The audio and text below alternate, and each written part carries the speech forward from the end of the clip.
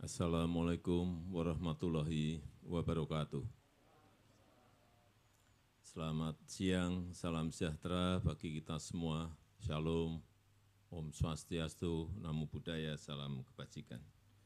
Yang saya hormati para Menteri, Direktur Utama PLN, CEO Kompas, Bapak Lili Utama, Kepala Otorita IKN, Gubernur Kalimantan Timur, Bupati PPU, Bapak Ibu sekalian, para CEO yang hadir pada siang hari ini.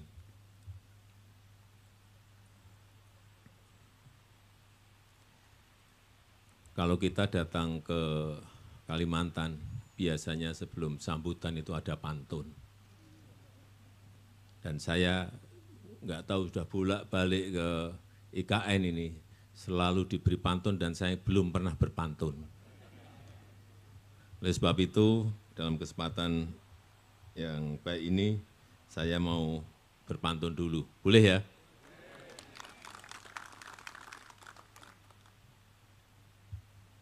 Ikan lohan, ikan gabus. Direndam dulu, baru direbus.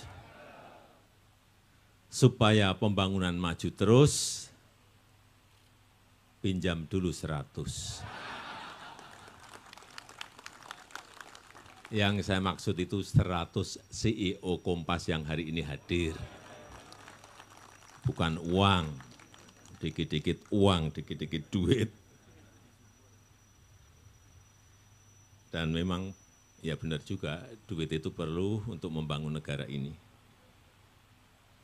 Bapak Ibu sekalian yang saya hormati, sudah bolak-balik saya sampaikan, sudah sering kali saya sampaikan bahwa Indonesia ini negara besar. Sering kita lupa negara ini adalah negara besar. Negara yang sangat besar.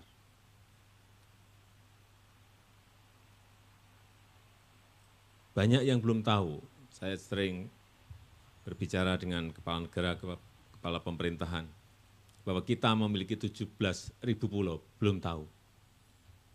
Bahwa penduduk kita ini sudah hampir 280 juta, juga banyak yang belum tahu. Inilah yang sering saya ulang-ulang kalau dalam pertemuan supaya, dan sekarang hampir semuanya tahu bahwa Indonesia memiliki 17.000 pulau, memiliki penduduk nomor 4 terbesar di dunia. Dan sebagai negara besar, mungkin Bapak Ibu belum pernah mencoba, tapi kan punya jet pribadi. Coba terbang dari Aceh, Banda Aceh, langsung ke Jayapura atau ke Wamena. Baru tahu berapa luas negara ini. Saya pernah mencoba sekali, 9 jam 15 menit. Dari Banda Aceh, nanti nyobalah satu-satu. Dari Banda Aceh ke Jayapura. Kan terasa betapa negara ini sangat, kita berkerasa negara ini negara besar. Itu kalau dari London mungkin sampai, kalau sini mungkin sampai mana? Istanbul mungkin.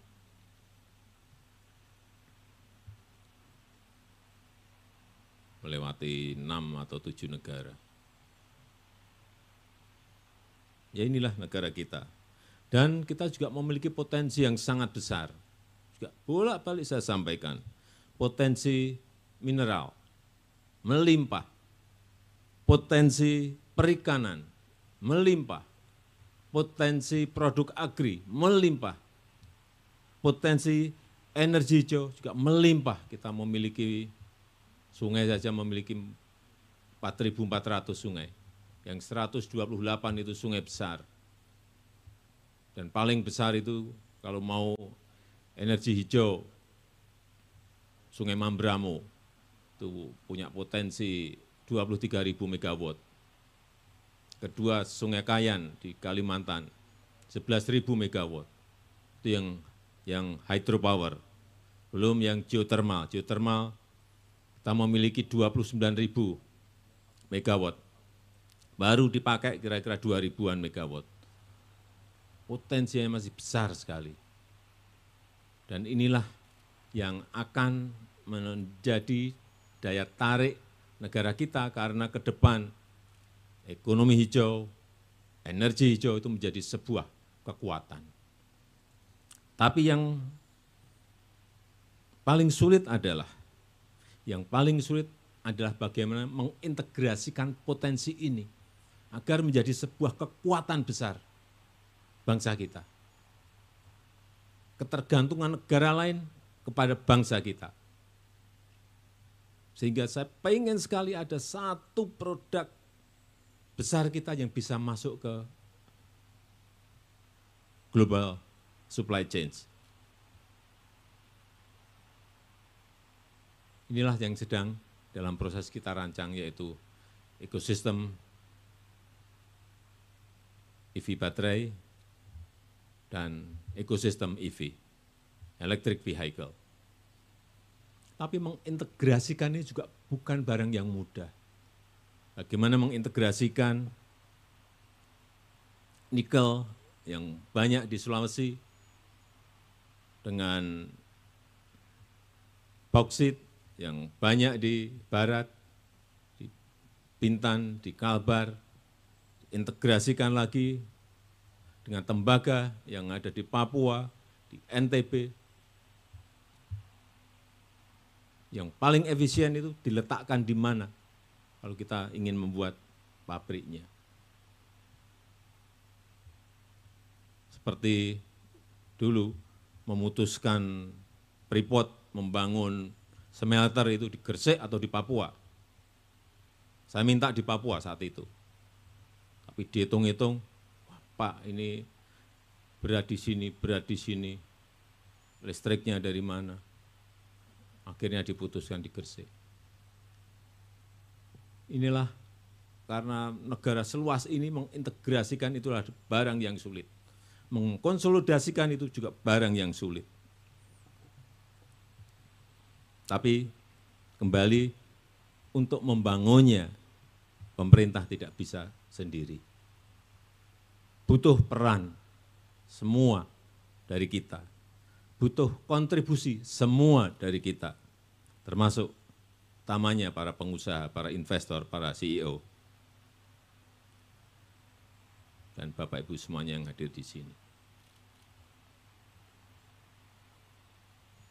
Saya membayangkan bahwa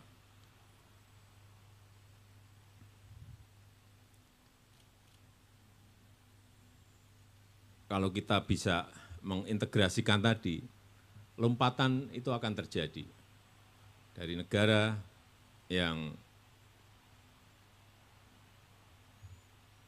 kategorinya negara berkembang masuk ke negara maju. Dan kesempatan itu juga bolak-balik saya sampaikan.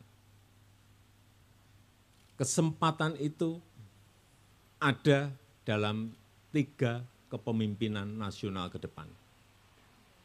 3 kali kepemimpinan nasional ke depan. Dan itu juga yang sering disampaikan oleh Bank Dunia, oleh IMF, oleh OECD, oleh McKinsey, saya suruh ngitung lagi oleh Bappenas.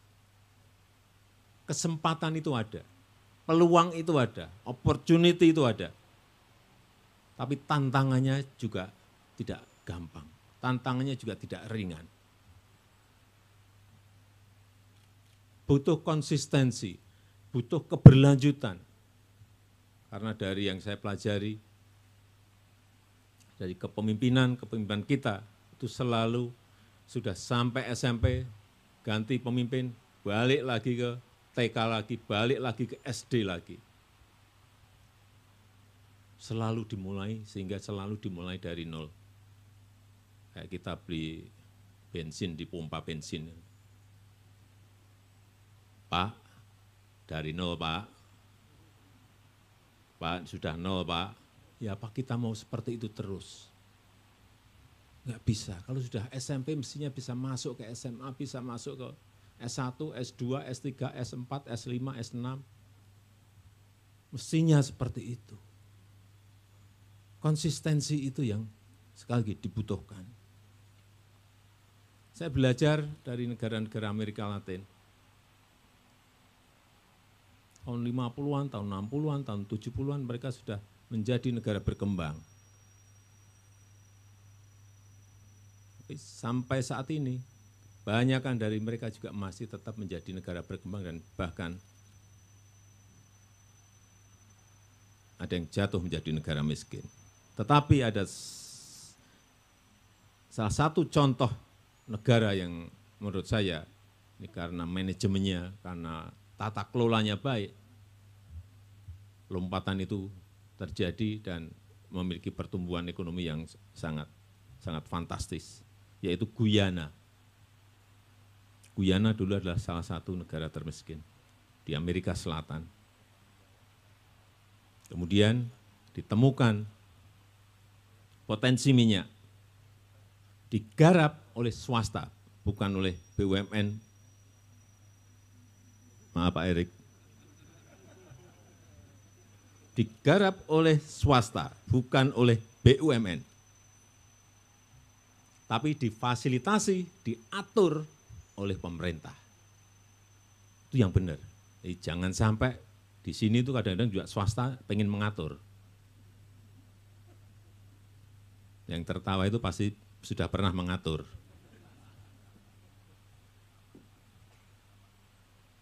Enggak, yang benar itu silahkan garap swasta, tapi pemerintah memfasilitasi dan mengatur.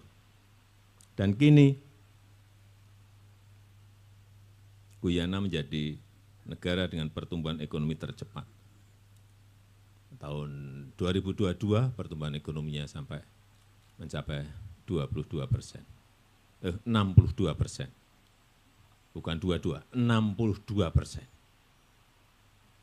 Tahun yang lalu. Karena swasta dan pemerintah bergandengan.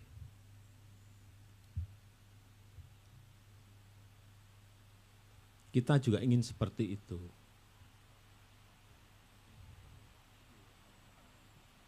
Kembali lagi ke Freeport.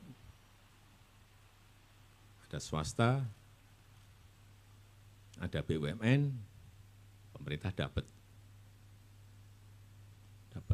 BPH badan, dapat BPH karyawan, dapat biaya ekspor, dapat royalti, dapat PNBP, dan plus karena kita pemilik saham, dapat dividen yang tidak kecil kita dapat dari Freeport sekarang ini.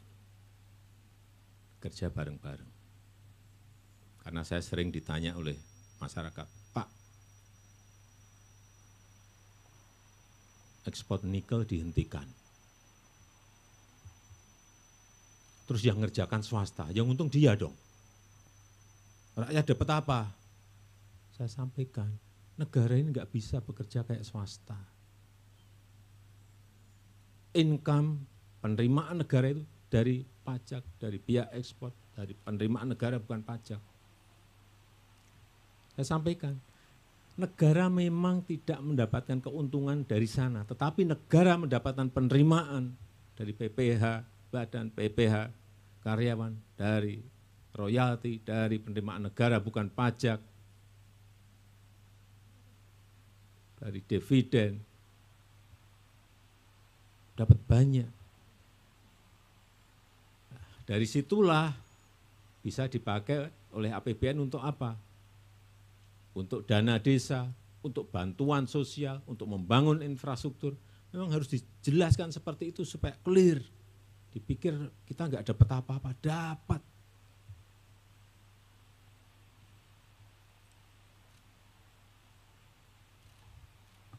Jadi sekali lagi, kerjasama, kolaborasi itu sekarang menjadi kunci.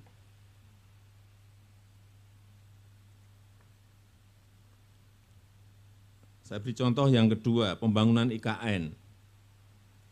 Ini juga tidak bisa dan tidak mungkin dikerjakan oleh pemerintah sendiri. 33 billion US dollar. Enggak mungkin. Oleh sebab itu, kemarin kita rancang 20% itu dari anggaran APBN, yang 80% itu PPP atau dari private sector. Dan yang senang setelah pemerintah memulai 2 tahun yang lalu, pertengahan tahun ini sudah mulai swasta masuk, swasta masuk, swasta masuk. Letakkan batu pertama, groundbreaking, terus. Dan saat ini memang masih kita rem, yang diprioritaskan adalah dari dalam negeri terlebih dahulu. Meskipun dari luar juga ada nengok beberapa kali, misalnya dari Singapura kemarin 130 investor datang melihat Nusantara. Dan banyak yang berminat, yang sudah letter of interest berapa Pak? Total 320.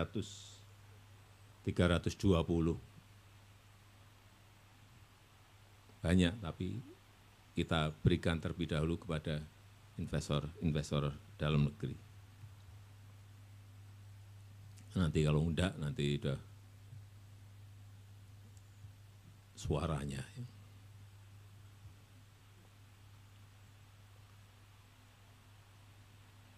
Ini kok serius sekali. Saya pengen ini aja lah. Ini Bapak Ibu semuanya kan sudah melihat Ibu Kota Negara baru, Nusantara. Saya pengen satu orang komentar dulu. Ibu-ibu coba. Silakan.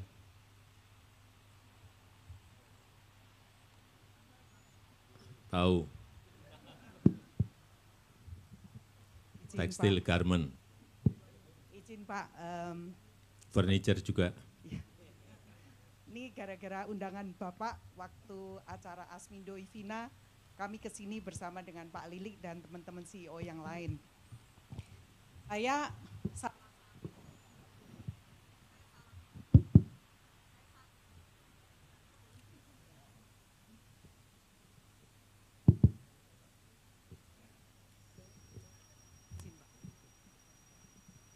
Saya mau ngomong asal kelakon, tapi Bapak kan langsung proceed, gitu, langsung eksekusi, sat-sat.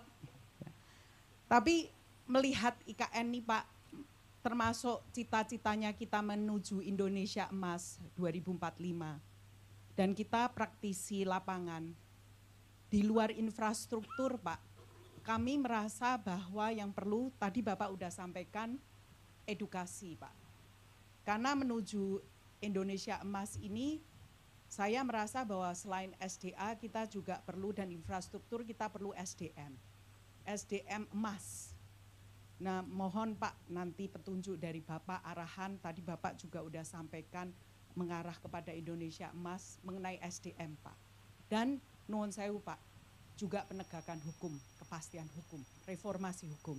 Karena semua yang kita build ini perlu kepastian hukum, terutama kalau nanti ada PPP Pak. Karena jangan sampai nanti di masa kabinet berikutnya, kami yang ikut membangun, yang tadi Bapak di Pantun sampaikan 100 CEO atau nanti 1000 sejuta CEO sama-sama membangun bersama Indonesia, kita juga kena masalah sama-sama. Nuwun sewu Pak kalau saya terbuka. Terima kasih. Ini komentarnya mengenai IKN belum tadi, baru yang saya dengar keluhan ini. Bukan keluhan Pak, tapi kalau saya boleh ngomong all out, kalau itu kepastian. IKN, mengenai IKN. Ya, kalau kepastian hukum dan reformasi hukum ada, kita siap Pak untuk support IKN bersama Bapak. Karena itu yang kita perlukan dari teman-teman di sini, karena kita ini private sector Pak. Jangan sampai kita support, tapi kita nggak jelas, nantinya ujung-ujungnya, ya Bapak tahu deh. Ujung-ujungnya. Oh nggak jelasnya, jelas apanya? Ujung-ujungnya kita yang diperiksa, kita yang ini kok Pak. Diperiksa tuh kenapa? Nah itu. Mau bangun IKN kok diperiksa. Iya Pak. Ya itu dari kami. Tadi saya sama teman-teman foto-foto di Istana Negara. Kita ngomong ini untuk anak dan kita yang bangun, tapi nanti yang menikmati anak dan cucu. Dan izin Pak, memang saya tahu bahwa 2024 Bapak ingin kita upacara di sini. Tapi nuwun sewu Pak, kita siap, tapi kita set tapi juga ada alon-alon asal kelakonnya Pak. Mengingat edukasi dan juga penegakan hukum juga sama pentingnya Pak dengan IKN. Terima kasih banyak Pak. Tahun depan itu banyak yang berpikir tahun depan IKN jadi. Siapa yang ngomong? Tahun depan itu kita mau upacara di IKN. Lapangannya, rumputnya sudah ditanam, pasti rampung. Kalau yang lain-lain, itu bisa sampai 15 tahun. Supaya tahu, supaya enggak terjadi miss. Enggak, 15 tahun, kurang lebih. Tapi mungkin bisa maju kalau swastanya ngebut. Seperti sekarang ini kalau tiap bulan groundbreaking 10, 15, 10, 20, itu baru akan cepat. Jadi saya mengajak Bapak Ibu semuanya, mumpung harga tanahnya masih murah. Karena kalau Bapak Ibu beli sekarang di SCBD itu mungkin harga tanah per meter sudah berapa? 200 juta mungkin. Di Menteng mungkin sudah 100, 150 juta. Di Balikpapan itu pun sudah 10-15 juta. Di sini masih di bawah 1 juta. Tapi mungkin minggu depan sudah naik. Enggak, benar-benar. Bulan depan udah naik. Karena memang harganya bergerak terus. Kalau peminat banyak, masa dijual murah? Ya enggak lah. Otorita pintar.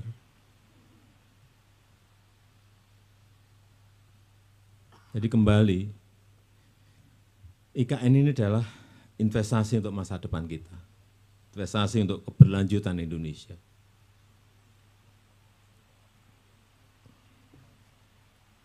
Jadi kalau masih ada khawatir apa gitu loh. Pak nanti enggak dilanjutkan, undang-undangnya sudah ada.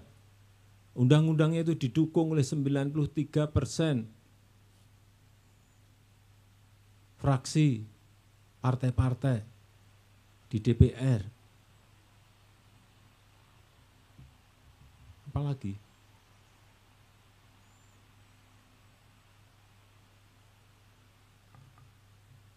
Takut apa lagi?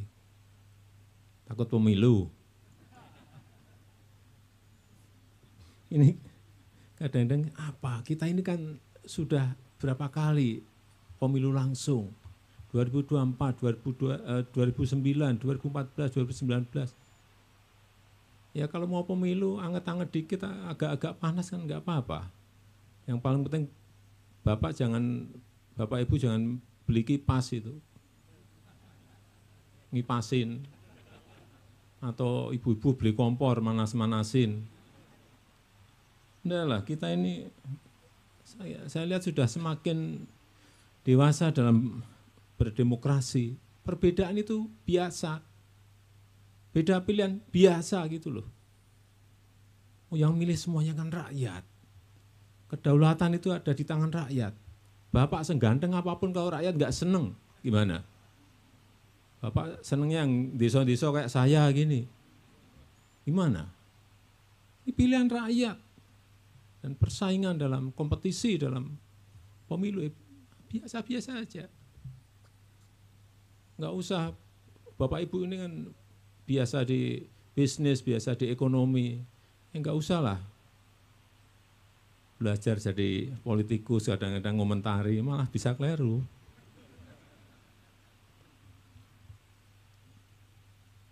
Yang paling penting, kita berharap semua setelah bertanding, setelah berkompetisi nanti, kompak lagi, bersatu lagi untuk negara dan bangsa yang kita cintai. Kembali ke hilirisasi. Kita jangan juga hanya terpaku pada satu. Saya itu biasanya senang kerja fokus. Tapi kalau bisa ngerjakan dua lebih baik. Jangan hanya urusan mineral saja. Karena yang lain kita ini masih banyak. Produk-produk pertanian banyak sekali yang bisa kita kerjakan. Produk-produk kelautan banyak sekali. Sekarang mungkin yang ramai ke depan yang akan kita ramein itu rumput laut. Karena tidak hanya untuk urusan urusan untuk farmasi, untuk kecantikan, rumput laut sudah bisa dipakai untuk membuat bioetanol. Dan Indonesia ini penghasil rumput laut nomor 2 di dunia dan sangat memungkinkan sekali untuk bisa menjadi terbesar pertama di dunia. Sekarang kita baru capai 10,2 juta ton dan masih diekspor mentahan dan dibuat tepung agar. Kenapa kita tidak larikan ke bioetanol? Dan ini yang saya senang kalau rumput laut dikerjakan, itu yang bisa dapat di atasnya dapat, tengah dapat, rakyat di pesisir dapat semuanya. Sangat menarik saya melihat, dan kita mau membuat contoh satu saja yang benar, nanti difotokopi udah ke lokasi-lokasi yang lain. Dan kita harapkan kalau nanti mineral dikerjakan, fokus, hilirisasi, kemudian pertanian juga ada hilirisasi, perkebunan ada hilirisasi, kelautan perikanan ada hilirisasi. Perkiraan kita pendapatan per kapita 10 tahun yang akan datang itu sudah mencapai hampir 10.000, perkiraan 9.600 atau lebih sedikit. Dalam 15 tahun ke depan, mungkin kita sudah mencapai kurang lebih 14.000, 13.600 sampai 14.000. 20 tahun lagi bisa sudah 21.000 ke atas. Tapi sekali lagi tantangannya bukan tantangan yang gampang dengan situasi global yang sekarang ini makin tidak jelas dan makin tidak pasti. Perubahan iklim, menurunkan produksi, kemudian kenaikan suku bunga di Amerika yang menyebabkan capital outflow, perang Ukraina belum selesai, tambah lagi perang di Hamas dan Israel. Saya kira tantangan-tantangan itu yang banyak memang tantangan eksternal yang sulit kita prediksi dan sulit kita hitung. Saya rasa itu yang ingin saya sampaikan dalam kesempatan yang baik ini, dan saya melihat ekonomi hijau ke depan di negara kita akan menjadi sebuah peluang yang sangat besar. Peluang itu kelihatan sekali, tinggal kita mau segera memulai atau tidak, dan itu tergantung Bapak Ibu semuanya. Negaranya sekali lagi mengatur dan memfasilitasi semuanya. Saya rasa itu yang ingin saya sampaikan. Terima kasih. Assalamualaikum warahmatullahi wabarakatuh.